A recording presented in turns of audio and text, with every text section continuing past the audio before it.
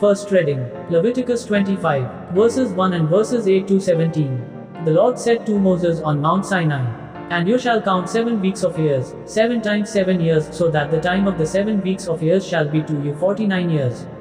Then you shall send abroad the loud trumpet on the 10th day of the 7th month, on the day of atonement you shall send abroad the trumpet throughout all your land.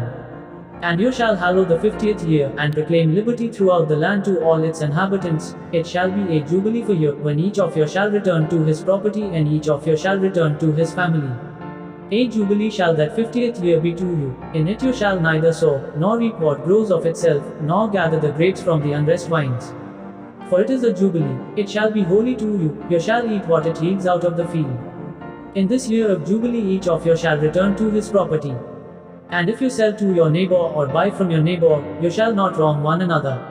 According to the number of years after the jubilee, you shall buy from your neighbor, and according to the number of years for crops he shall sell to you. If the years are many you shall increase the price, and if the years are few you shall diminish the price, for it is the number of the crops that he is selling to you. You shall not wrong one another, but you shall fear your God, for I am the Lord your God." Gospel, Matthew chapter 14, verses 1 to 12. At that time Herod the Tetrarch heard about the fame of Jesus. And he said to his servants, "This is John the Baptist, he has been raised from the dead, that is why these powers are at work in him."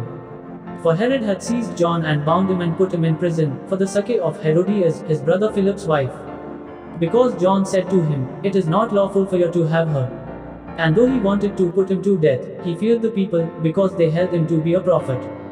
But when Herod's birthday came, the daughter of Herodias danced before the company, and pleased Herod. So that he promised with an oath to give her whatever she might ask.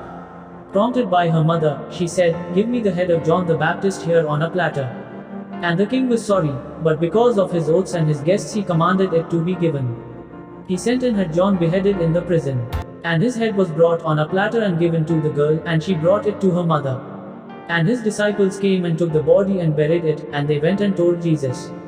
Reflection: those who raise their voice for the truth are very courageous, but there are very few who raise their voice for the truth, bring forth the truth, or follow the path of truth. John the Baptist was a witness to the truth, so he fearlessly supported the truth. He was killed for being the voice for the truth. People can destroy a man, but they can never destroy the voice which is towards truth. Truth cannot be destroyed by any power in this world, so we all need to stand by the truth. Amen.